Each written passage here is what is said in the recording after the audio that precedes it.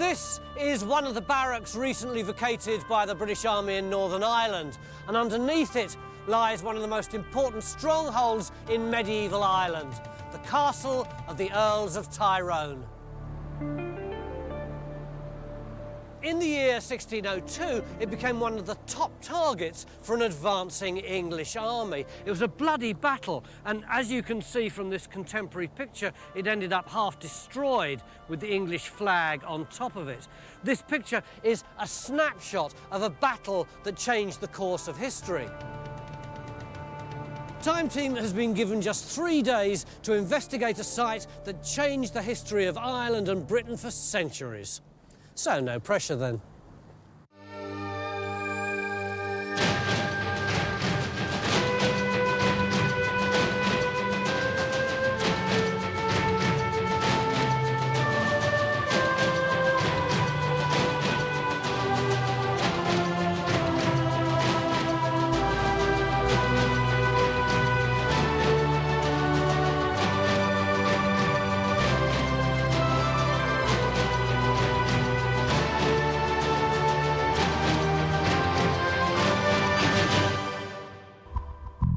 We've been invited to Dungannon by the local council because they've just been given ownership of a very special scheduled monument, one of the most important historical sites in Northern Ireland. They're now in the process of turning this ex-barracks into a public park, and our job is to find the remains of this crucial medieval castle. Home of the O'Neills, one of the major dynasties that ruled the north of Ireland for 300 years. Oh, and before you ask, that's not part of it. It's just one of a load of things that have been built here since the castle was destroyed. Hey, Mick, it's a rag bag of stuff here, isn't there? You've got this massive wall, you've got those towers up there, you've got this huge mast up here, and all this concrete. How the heck are we going to find a castle? Well, one of our best clues is this nice prospect look of early 1600s by Bartlett, which shows us a great tower, walls, moats around it. We don't quite know where this is on the top of the hill, and we don't know what the orientation of it is, but there's clearly something big here. Is there any evidence at all, though? Yeah, there was. At the time whenever this perimeter fence was being constructed, there was a series of evaluation pits excavated, and in the process of that, they came across a wall which seemed to be medieval. So they also were coming across pottery dating back to the 12th century. So there is evidence here of a castle. So we've got some clues, Phil. We've got some clues, but what we need to do is try and get a bigger area so we can actually rediscover these walls and actually try and find out what buildings were there, and also there's phasing. There's just loads and loads of occupation up here. So, rip up the concrete? We've got to get the disc cutter in, rip up the concrete, and then we go down. Yes! Yeah. Well, finding a castle's the sort of thing that geophys was invented for, but surveying next to a communications mast has somewhat scuppered the high-tech approach. So we're not going to see below a metre. Radio interference means John can barely see below the surface. Undeterred, we still have a few tricks up our sleeve. Yeah, that's one corner. We know bits of possible medieval wall were found when this fence was built, and the evidence suggests they belong to two walls running roughly at right angles to each other. So in theory, they should meet up here in the middle of the compound, which is where we're going to put our first trench. And with any luck, we'll find ourselves an Irish fortress that once looked something like this. Basically, the castle's a subspecies of castle. It's a tower house. Right. Which are very popular in Ireland during the late medieval period. In the tower house, each of the rooms is stacked one above the other, all the way up to the parapet level. So, And I mean, how about the thickness of the walls? What sort of thickness would they be? well, the thickness of the walls, they vary. They could be 2.5 metres. This is coming up to 3 metres, which is fairly big.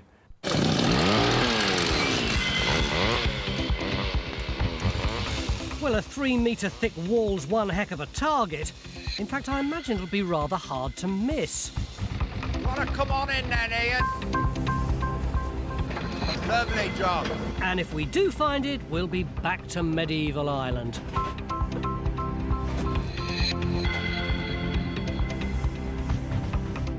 a time when the country was divided into 4 great territories. And for centuries, Dungannon was at the heart of the ancient Irish province of Ulster, of which modern-day Northern Ireland is just a part. The town was so important because from the beginning of the 14th century, it was the power base of the O'Neills, the Irish clan that dominated and controlled Ulster until the English army seized their castle in 1602, an event commemorated in the local museum.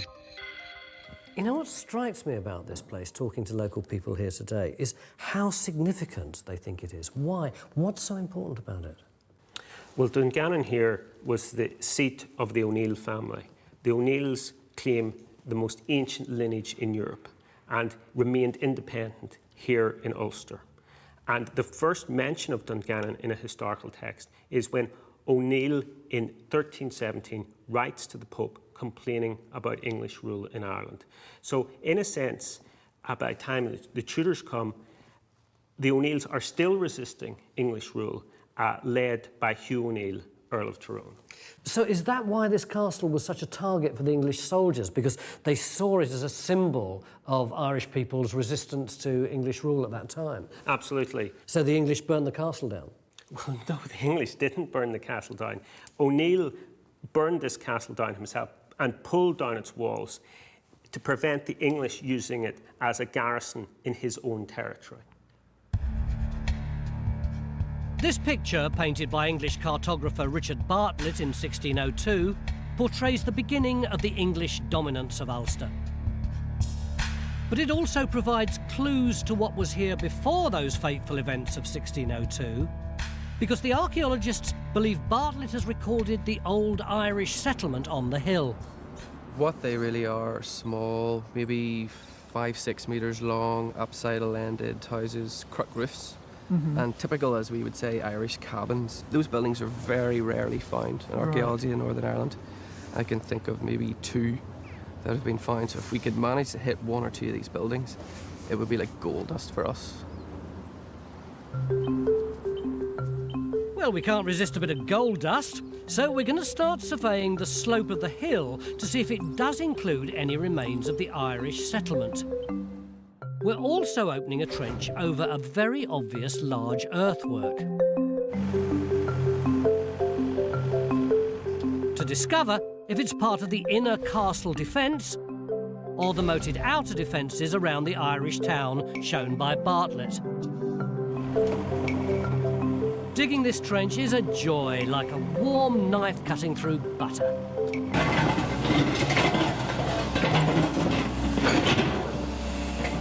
The same can't be said up at the castle trench.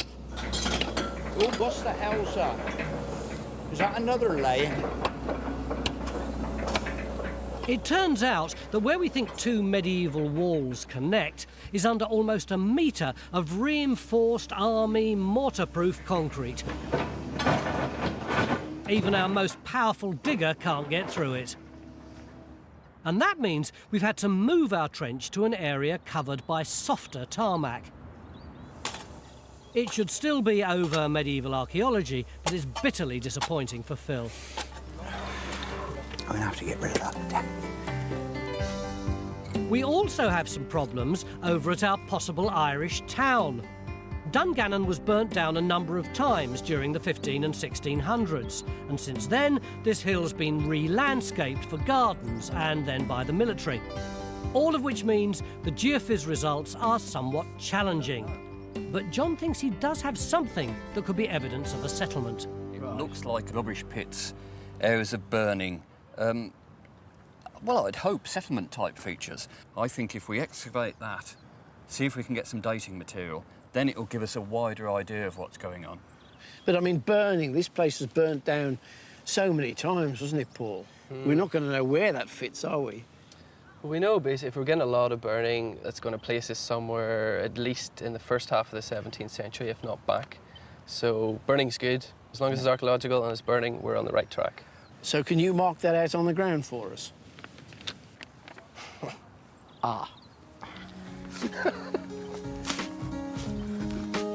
So our third trench goes in to find evidence of the Irish settlement.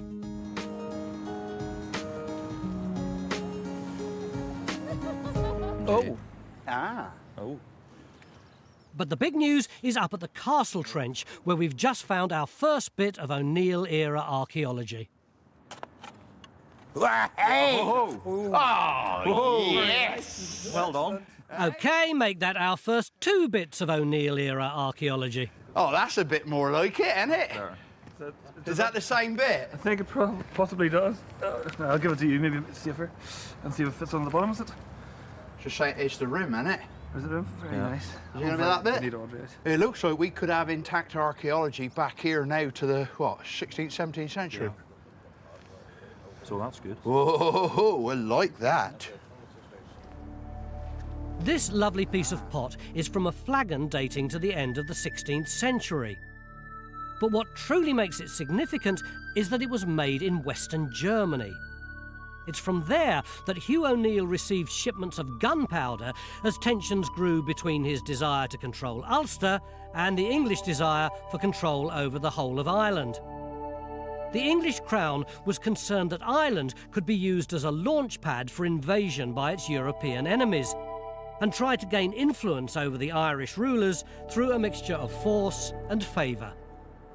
Con O'Neill received the first earldom of Tyrone from Henry VIII in London in 1542. He was to anglicise Ulster, but that plan went awry, and consequently it was left to his grandson, Hugh O'Neill, who was made the second Earl of Tyrone by Queen Elizabeth in 1587. It was left to him to anglicise Ulster.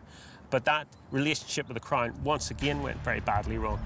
Anglicisation meant accepting the English monarch as supreme ruler, accepting English law, and accepting the Protestant religion. O'Neill resisted the move, leading a revolt and courting the Catholic Spanish. But by the summer of 1602, the English were closing in, and O'Neill's fortress at Dungannon was attacked from all sides. The English forces in Ulster rendezvous here in the vicinity of Dungannon. Docra, a man who'd been sent to Derry to establish a garrison behind English lines, he arrives from the west. Chichester, who was governor of Carrickfergus, who had established himself on Lough Neagh, he comes across Lough Neagh, and Mountjoy, the Lord Deputy, advances up the Blackwater Valley. So, in fact, O'Neill was really being hemmed in on all sides. Absolutely, and he scarpered. He retreated into the woods in what is now South Derry, a large oak wood called Glen Concane. The English pursued the fleeing local population with extreme brutality, as the victorious Lord Mountjoy organised raiding parties to kill any Irish found hiding in the woods. It was the beginning of the end for the traditional Irish settlement on this site. But Bridge thinks she's beginning to find evidence of that original town of Dungannon. This feature here, can you see this with the dark brown soil? It's running around and it's curving. Right. It could be something to do with drainage, but more tantalising, it could be a cabin. Right. Now, do you remember Bartlett's map? There's those oval houses on it with the thatched roofs. Something like this could be indicative of foundations for one of those cabins. Yeah. This feature, along with what looks like a possible drain, certainly gives us plenty to look forward to tomorrow. Oh. Up on the top of the hill, Phil's at last made a breakthrough. 2 metres below the tarmac, he may just have found our first evidence of O'Neill's castle. The wall that was supposed to be coming through here, do you know what its construction was? It was faced on both sides, and you had a rubble core. It's going down. Yeah. And it's also coming this way. I mean, I think this is by far and away the most encouraging thing we got so far. Yeah, absolutely. There's also been a breakthrough down in Matt's trench.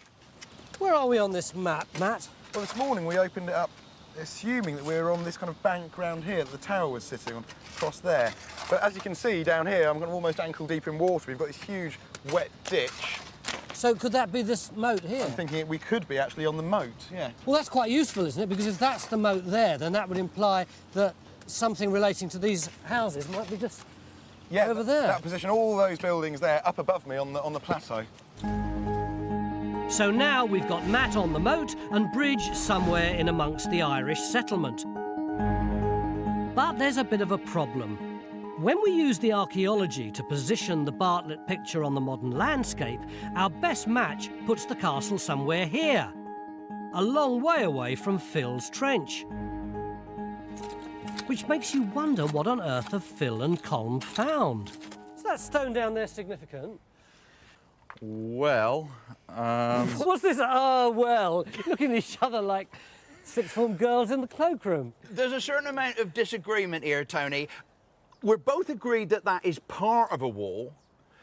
I believe that's part of a demolished wall that has literally been dumped in here. Colm, on the other hand? I'm hopeful that it's the wall that was picked up in the evaluation trench behind you when the great big metal upright was being put in place. Phil, why are you so sceptical? The one good archaeological find that we've had out of that trench is this flagon. What date is this? It's probably late 16th, 17th century. Right date? I don't have any problems about the 16th, 17th century date. Where I have a problem is agreeing that that is a part of the wall that runs through there. How are we going to find out who's right? Dig on down. So, do we have our first clue about where the castle might be? In order to find that out, we're going to have to get into some serious civil engineering. Join a thriving worldwide community of Time Team fans on Patreon. Our new target is to reach 15,000 worldwide supporters on Patreon by the end of 2025. This will enable us to continue expanding the Time Team world with more digs and greater access than ever before. It's the beginning of day 2 in Northern Ireland. And as the sun rises, you can understand why the Clan O'Neill, one of the most powerful families in ancient Ulster, chose this hill to build their castle. Although I have to say, yesterday we couldn't find hide nor hair of the castle until the very last moment when Phil got this one stone which he thought might be part of a wall, and he said, "Don't worry, I'll do some more digging for you tomorrow." He seems to have started shifting tons of this hardcore, which presumably the British Army used when they were turning this into an army compound. Bit of a problem for health and safety, though. Well, we'll just have to be careful getting in and out of the trench. But that's another reason why we've taken out so much of a bigger area. Sorry, a typical bit of Northern Irish understatement. What? We're just going to have to be a bit careful getting in and out of this great mire of stone. But you see, that's to our advantage in terms of safety, because if we do make the hole much bigger, yeah, it means that the sides are that much safer. Can I get in? Yeah, yeah. Because yesterday you got a bit excited about this stone down here, didn't you? That's right. I mean, we're still uncertain as to whether it's part of the wall or whether it's rubble. But if you look down to your left, you'll see a little white stone poking through. There's one here. Now, that is totally different from all the army hardcore around it, and it's just possible that that is another stone of the wall poking up through. It's more or less on exactly the same line, but it's very early to say. Can I find out? No, you got in there, you get yourself out. Thank you so much. Well, not much time team spirit there, but I have to give it to Phil. He does seem to be on the money. Look now, one stone there, and we got another stone there. Look, there's another stone there, and another stone there. So literally we've got the front edge of a wall running along there. We're hoping to find a large wall that lines up with some medieval remains uncovered when this compound was built. And Phil's wall would fit the bill perfectly, except... One problem. What? The alignment of it. Well, I know it. Phil's wall is going in completely the wrong direction. It's not a problem, it's a fact. Let's say it was unexpected. Unexpected alignment. Yeah, no, I agree. It's not supposed to be doing that. No. Well, at least the rest of the dig seems to be going to plan, tying in nicely with this 1602 picture of an embattled O'Neill's castle falling to the English troops of Lord Mountjoy. Matt's trench has done its job and located the moat, while our third trench has been targeted on the settlement. Oh, hang on. Ah! Oh, And the archaeology suggests we're now in among the houses of the original Irish town. Tracy's dug a slot down the side just to get the relationship between this small gully and these pile of stones. And she's actually hit this fill layer, which seems to have lots of domestic items in there. So we're getting bone, charcoal flakes, and our first piece of pottery. Oh. It dates from medieval to the 17th century, which is slap bang in the middle of our O'Neill family settlement here. Yeah. So the question is this a structure? I mean, how likely is it to be a house, you know, an early house? I think it's too early to say, really. I mean, with this coming out and with your bone, Raksha's right, it looks like we're getting on to settlement. So if you look like collapsed stones, pottery, bone, we could be dealing with a structure. So we're going to extend this trench to work out what may be lurking under the surface. There's a really nice stone down here. So I think we're coming down onto the top of the other one. Exactly, so that's the level we want there. I mean, they certainly look as though they're at right angles, don't they? Coming off nicely at right angles. Yeah. Up at the castle site, Phil and Colm have just discovered a second wall. Hopefully I'll meet up with this wall here. Well, that's the crucial thing, really, isn't it? The relationship of what, or at least what happens when that wall hits that wall. Yeah, well, hopefully what we find is that the two of them are bonded in together and then they're all one build. That's right. Well, it couldn't be going much better, really. Except Phil's walls don't seem to tie in with our early attempts to match the archaeology with the Bartlett map, which could put the castle on the other side of the hill. I can't help worrying that we keep trying to fit the archaeology in the ground onto one 400-year-old picture. Richard Bartlett was as much a war artist as a cartographer. He was quite plainly being employed to illustrate Mountjoy's victories. Do you think we can put much credence on it? I think so, because in other contexts, Bartlett's maps are remarkably accurate. This is a sort of panoramic view of the Blackwater Valley.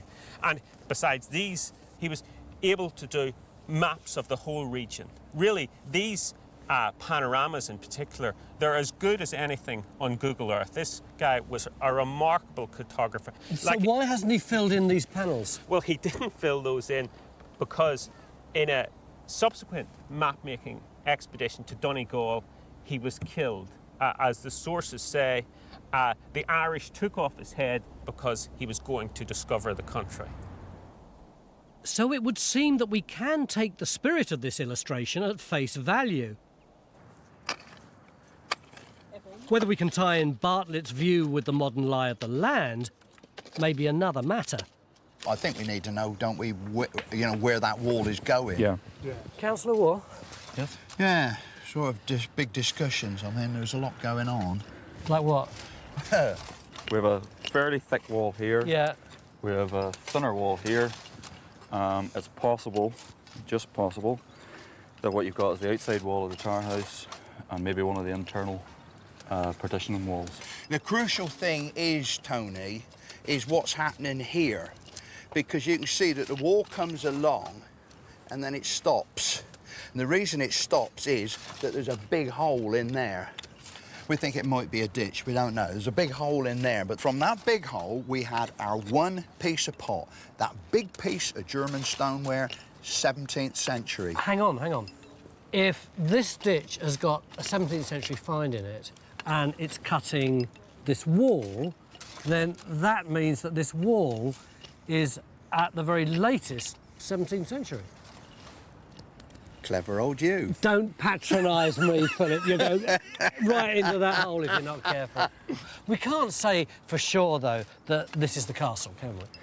No. What we need to do is to excavate in here, and if we find that that wall over here is bonded into this wall over here, then it's all one build. And if it's one build, you have to try and then explain what type of floor plan you've got here. And the best thing would be that it's the inside of the tower house. So, in spite of Bartlett suggesting the tower house is on one side of the hill, The archaeology does suggest we've got something big and, well, tower house-ish on the other side. And if this is part of the O'Neill Tower House, then we'll have discovered one of the most important buildings in the history of this island. Because the loss of this castle set in motion a series of events that sealed the fate of the O'Neills, eventually leading to the flight of the Earls. The flight of the Earls is a remarkable event in Irish history. Basically, the aristocracy of the whole province of Ulster leave in a single ship in 1607. Why did they go? This was the time in your history of the gunpowder plot. So there's a lot of anti-Catholic sentiment about? Yeah, and they feared there was a conspiracy against them. They heard news from Brussels that if O'Neill went to London, where he'd been summoned to court, that if he went to London, he would be arrested and presumably put in the Tower of London. So they decided to pack up and leave suddenly and in complete secrecy. And once O'Neill relinquished Ulster, the landscape changed forever. Out went rural settlements, in came a very English sort of town. The way was open for an English plantation of Ulster, where colonists were brought in to the country and transformed towns like this. And this place here is the result of English colonisation? Absolutely. This is a typical English marketplace. This area was granted to Chichester, one of the people who fought the war against O'Neill, and he brought in English settlers, establishing an Anglican church down here, a courthouse up here, and he brought law and order, from his point of view, into this part of Ulster, and most importantly, a market economy was established. The result was that Ulster, the most Irish and Catholic province of Ireland, swiftly became the most British and Protestant. And Stuart believes that this hill contains some of that early British history. We've got a description by Pinart of a fort that was placed here for Chichester. And actually it gives us a drawing of it and a description of it. You see it's like a tower, and it's like a star fort with bulwarks sticking out on the corner. And you can see he's drawn the town down below it in a road alongside. That's exactly what we've got here. And Chichester is one of Mountjoy's guys, so this would have been an English occupying castle. That's it, yeah. They've got the town below. They need to protect it with bastions, somewhere you can fire cannon and muskets from. Guns on them. That's right. Yeah. And this is the ideal location here, with the town under protection just down there. The trouble is, we've got about 10 foot of overburden here. We've tried the geophysics, we can't get through it. So my idea was, well, what about round the edges? And if you look at this topographic survey that was done some time ago, you see these earthworks here. That looks a bit like a half bulwark and sort of remnant of a fort. So if we go over the side there, that might be our best opportunity.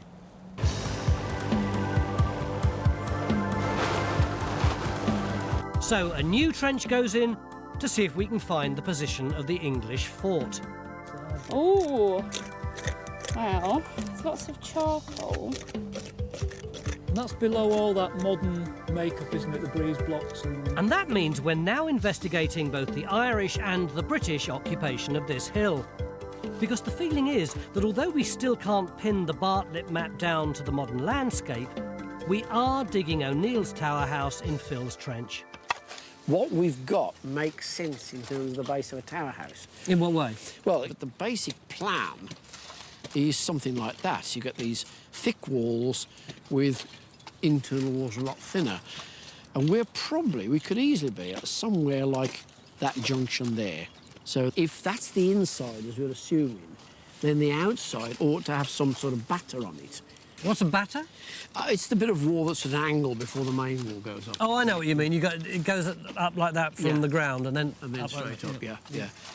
But no, I'm really confident that's what we're dealing with. So it would seem we're now talking about a hill of two halves. The O'Neill Tower on one side. Looks like as if we've got ourselves a post hole. And the first evidence of the English fort on the other. Sometimes you get timbers stuck into the base of the bank like that. So it's like a timber wall, and it helps hold the earthwork back.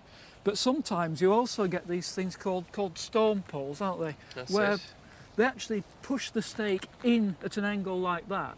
It's got a sharp point on the end, literally to stop you climbing up onto the rampart, and you impale yourself. And the thing about those is that they're set into the bank at an angle, so the post hole isn't sort of traditionally round like something set upright. It's more kind of an oval shape. Potentially, we would have a line of these running all along this earthwork then. That's what you kind of expect, yeah. It would have been a formidable palisade, and it gives us a good idea how the English stamped their presence on this hill nearly 400 years ago. In the settlement trench, work's progressing slowly but steadily. Oh, wow. As you can see, it's our first bit of diagnostic piece of pottery. What date is it? Well, definitely in that 15th, 16th, 17th century range. Right. We're looking at sort of settlement in rural Ireland with this stuff, aren't we? We're not looking at any English influence coming in. That's what it suggests, definitely, yeah. But there's still no evidence of an Irish cabin. And with the end of day rapidly approaching, we're also still trying to work out what's going on with these two walls in the castle trench. There now appears to be a sizable gap between them, a gap large enough that it could be a doorway. There. Oh, he's out. Oh, look at that. That is it, look. That is a face. Meanwhile, Phil's built up quite a rapport with this archaeology. Well, he's certainly on speaking terms with it. That one will come, well, you know, he will come out. He'll come out, won't he? Let's have you out, you devil. Oh, wow, that's noise coming. That is noise coming. That's spot on, though. I like that. So it looks like we've got the castle here, which is very nice. May have a doorway here, which would be great. Unfortunately, we don't yet know which way round the castle is. How do we find out? Well, if we get into here and we find a doorway there, then this will be the inside of the castle. But that's for tomorrow. If you'd like to see more episodes like this, you can make it happen. Our new target is to reach 15,000 worldwide supporters on Patreon by the end of 2025. This will enable us to continue expanding the Time Team world. Enjoy front row seats for the greatest show on Earth and under it.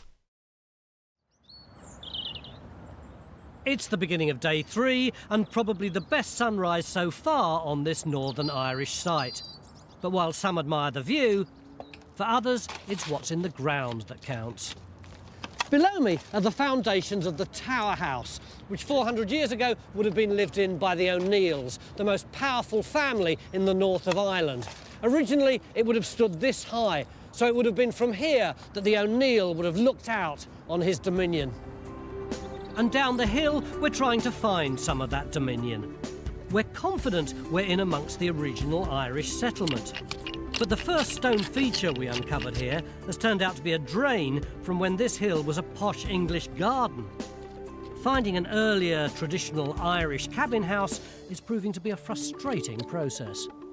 It's just possible that we've got a structure there. What, that rectangular shape? Yeah, but I'm not totally convinced, to be honest. Over in Rakshaw's Fort Trench, we've started to uncover evidence of fortifications built after O'Neill was defeated by the English. There's 5 metres. So we're now extending the trench to uncover the full extent of the main defensive ditch around that English fort. Yesterday we were really excited because we'd found this tower house, except that we didn't know which way round it went. Don't chuck that earth at me. And we didn't know whether or not this was a doorway. Now, do you think it's a door? No, I don't think it is. Oh, that's just... No, don't get despondent. There is very good positive conclusions from what we've seen this morning. Look, the crucial thing is, I think we are on the outside of the building. Why do you say that? Because of that batter on that wall. Get round there, you can see it sloping down. The batter is more likely to be on the outside of the building. It's at an angle, isn't it? That's right, yeah, definitely. What we don't yet know is what this wall is, and I think that's probably going to be our big challenge today. What we need to be able to do is get down to see whether those two walls, whether they bond in together and are therefore part of the same building, or whether they butt up against and then might be, again, two separate phases of building. Yeah. We will only know that when we get down.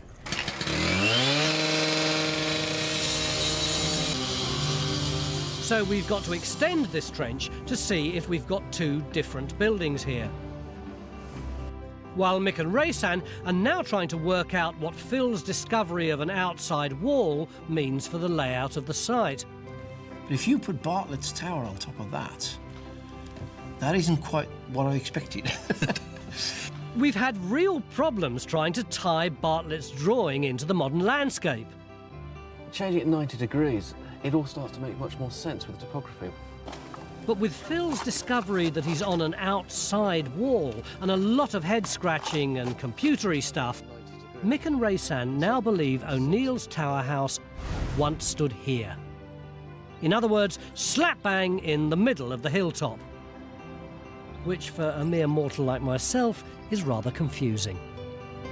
What you're saying is very plausible, except that Bartlett says that at the end of his tower house, there's nothing but the edge of this promontory, whereas, as we can see, there's loads of stuff here. Yeah, but I think what we think now is that this is being built up to form the base of the fort as they're developing the town in the 17th century. And, of course, that's after his time.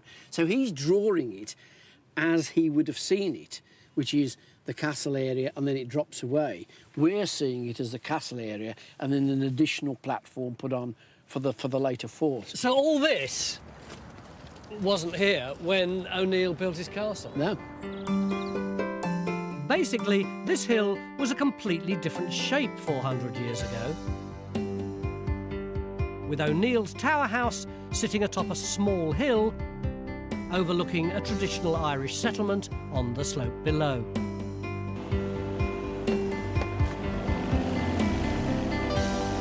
And in Bridges Trench, we may have just found a rubbish pit, classic evidence that people once lived here.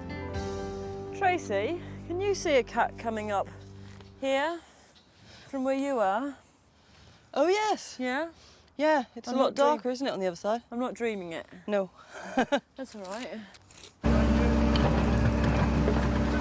But for all the features and walls we're uncovering, it's one tiny find that's come up in the castle trench that's put us right in the middle of the events that changed the face of this hill forever. And surprisingly, it's the size of this pistol ball that tells us it came from the time of the 1602 battle. Bit small, isn't it? That's the good thing. The smaller the better. This lead ball measures just 1/3 of an inch across. It's a size that was popular with French and Scottish gunsmiths. We knew that O'Neill had imported in Scottish gunsmiths to make pistols at this site. So the bore of this pistol ball enables us to tie it in directly to O'Neill. If it had been any larger, there could have been doubt. But as the 17th century progresses, these pistol balls get larger. So this would be consistent with the size of the pistol balls being made to fit the pistols made by the Scottish gunsmiths. Because isn't there a story that I've heard that O'Neill actually imported lead from England, ostensibly to put on the roof of his house, and then he actually melted that lead down to make pistol shots? Yes, back when O'Neill was still friends with the English, he'd got a licence to import this lead. But of course, when the war came, the roof was thatched and the lead was used to make ammunition for O'Neill's men. It was a pretty backdoor way of importing armaments then. Well, you do what you can. Look, it looks like the jaw of an animal. And you can see we've got a molar here with the root coming down. With just half a day left, Bridge has now found compelling evidence of the Irish settlement. Have you just found the top of a rubbish pit? Well, that's it. I mean, it would be usual to find something like animal jaws and animal bones and bits and bobs and rubbish pits, and definitely the fill is consistent with something that would be a rubbish pit. So we're below the garden. We're with O'Neill. We do seem to be getting evidence of occupation. This solitary sunflower is actually a very significant marker for us, because on that side, Phil's been chasing the tower house. Meanwhile, over here, Rakshar's been ploughing a very solitary furrow in this trench. What's been going on?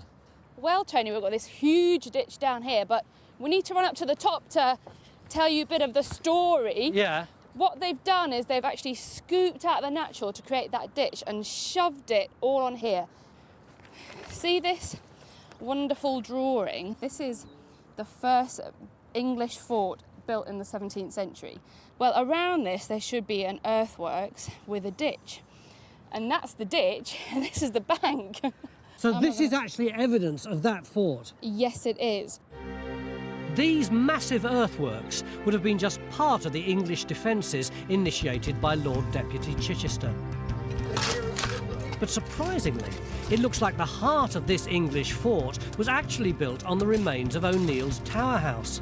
In effect, Chichester has a citadel in the centre of his defences. Yeah. And he's reused the foundations, perhaps, or maybe some of the walls of the old Tower House for the heart of that, and he's added on his bastions at each corner, and then a great big massive amount of clay put in at the same time. Yeah, presumably as a gun platform or something. Presumably like as a gun platform.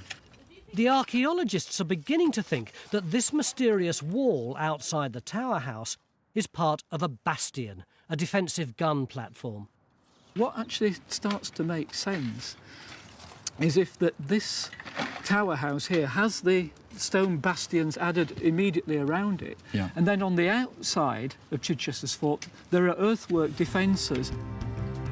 If the archaeologists are right, it means this trench represents both the Irish and British history of this site. But this new English fort didn't bring peace for long.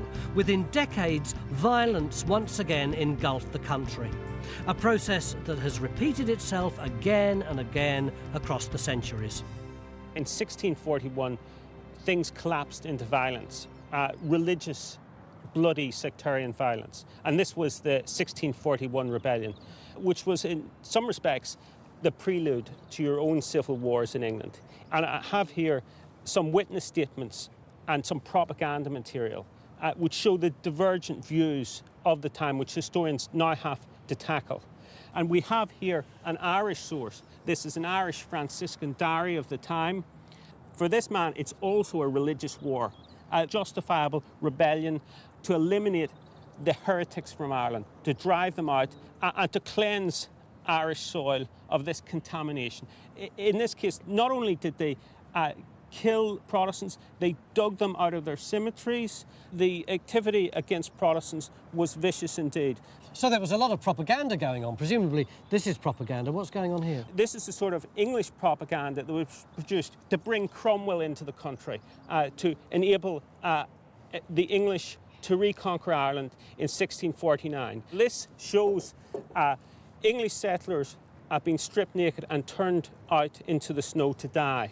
So even today, this history is really controversial? Absolutely. And it's the responsibility of my generation of historians to look at this honestly and try to determine fact from fiction in all these divergent accounts.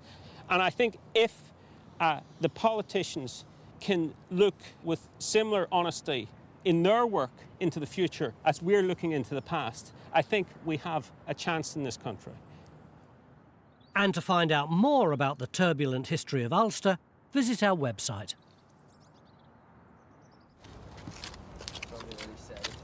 Over in Bridges Trench, we've managed to untangle 700 years of archaeology to get right back to the very beginning of the O'Neill's reign on this hill. We've actually come out with 3 phases of activity in the trench. Right. The latest phase is dated to the 18th century, and that really is gardens and landscaping and terracing on this whole slope here. But just underneath here, we've come down onto material that the pottery is dating it to the 16th century. Oh, right. So that's the O'Neill family. So we're actually looking at a settlement of that date, or a bit of it, on the side of the hill there. That's right, and unfortunately the trench has just missed it, and the houses are probably just here. Right. Now down the other end of the trench, where Tracy is, we're actually going back 200 years. So what have we got here then, Tracy? Oh, we've got these wonderful big boulders, look here, forming a revetment for the bank, and there's a second run down there, so you're looking at a stepped bank going down. And what sort of date's this then? We've got pottery dated to 1450. So that's taken us right back into the Middle Ages, in fact. Yeah, this could well be dating to the beginning of the O'Neill's occupation. That's it, because we know that the O'Neills came here in about 1300s. Yeah. So it's as though when they chose this hill as their home, they're coming here and they're constructing this double revetment for either fortification purposes or they're stabilising the bank to keep their home safe. So all the story are in one trench, in fact. Yeah. Shouldn't have bothered with the other, should we? These stone revetments mark the beginning of a dynasty's rule over the province of Ulster. A 300-year presence in the Irish town of Dungannon by the O'Neill clan, a rule that only ended with the beginnings of the British Empire. And back on the hill, we're now confident that our trench not only contains the O'Neill Tower House, but also some of the earliest evidence of that colonisation of Dungannon by the English. The crucial question this morning was just what the relationship was of this big lump of stone to the wall of the tower house, whether or not they were butted up or whether they were all part of the same build. Well, we can resolve that now. We can now say that the wall of the tower house is of an earlier date than this piece of wall here. And you can see that when they've added this later piece of wall, there's actually a little tiny gap between the two. They couldn't quite get them meshed right up together. So the battered wall is the wall of the O'Neill Tower House. This wall here is a later addition. You can see it comes along and it turns and it goes that way. And we think that this is a bastion that was added by Chichester. So we've got the Irish fort and the English fort in the same trench? 2 stories in one, yeah. So we now have O'Neill's Castle, a 13-metre-high tower house that would have dominated one of the most strategic positions in the north of Ireland.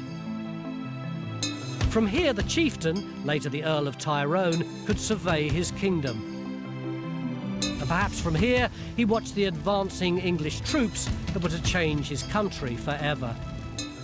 And within years of O'Neill's defeat, this building was either remodelled or rebuilt into an English fort, the heart of a new plantation of incomers, and a new chapter in the turbulent history of Ulster. And to think, if we'd been able to dig our trench where we'd wanted, we'd have missed this altogether. For the last 40 years, this hill overlooking Dungannon and most of the rest of Northern Ireland has been associated with masts and other police and army paraphernalia. And it would be good to think that the work we've done over the last 3 days, along with the local community and council and the local archaeologists, will help Dungannon reclaim some of its historic past. It would also be nice to think that our castle has been waiting here patiently all these years to be rediscovered by a new generation in the 21st century.